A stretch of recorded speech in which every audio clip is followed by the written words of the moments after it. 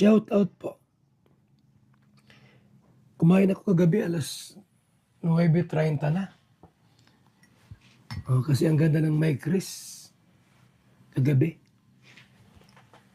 Nagprito nga ako ng tilapia, nasunog pa.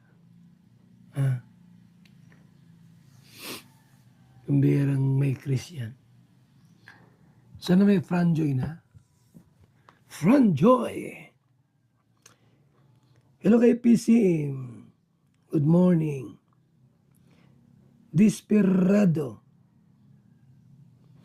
Kuya Bal, nakakabata ang Mike Chris, diba? Yes.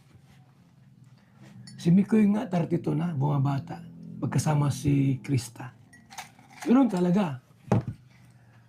Pagka ang kasama niyo mo ay matanda,